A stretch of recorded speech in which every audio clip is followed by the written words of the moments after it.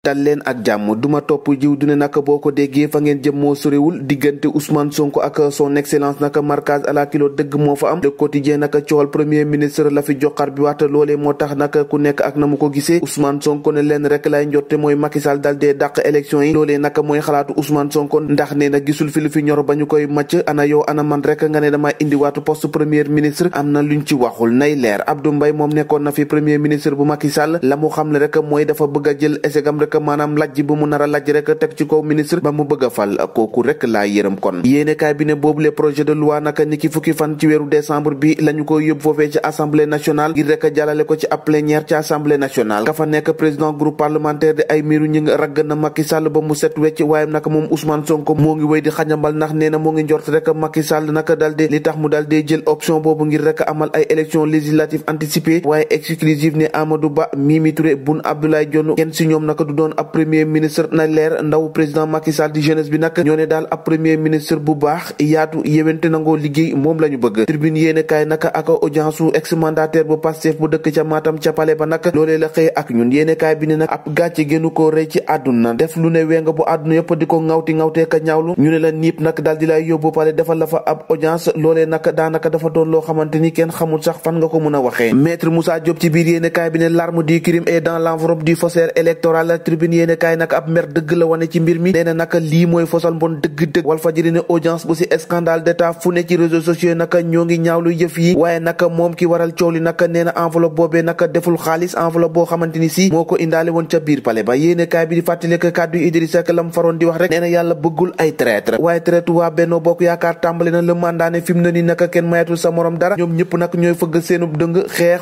xuloo rek lañ ci nekkee ba ca mujj rek ca géej waaye naka ñooñ la jóob yi ak nee na Fatoumata Tall naka ñoo fa jàppante ba mu saf sàpp gannaaw naka ay démonstration yañu jonto def loolee naka indi ab pëccëxoo bu mag a mag jamono joojee Mansour Faye naka di wane boppam ak wane la mu def rek ca Saint-Louis nee na lu ëpp naka 160 milliards naka ci ay investissement daal dina ko fay def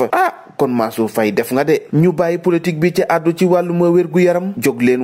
jóg leen waaj variant omicron di beneen virus nag ab risque nag bu bees nag ci réewum Sénégal nag la ñu daal dee gis di ab jàngaro boo xamante ni nag kenn xamul naka dayo ba na mu méttee professeur Moussa Seydi nag mooy àddu ci l'observateur nee na daal jàngaro joojee moom na muy soppeekoo mun na indi ay jafe-jafe yu bare ci nit ki professeur ta ndax ti dëgg la ñu def naka ci jàngaro joojee ndax naka loraange yamu mën a indil doomu aadama bi moo bare te naka boo moytul ak beneenu vague njort nañ ko Sénégal nga ni ma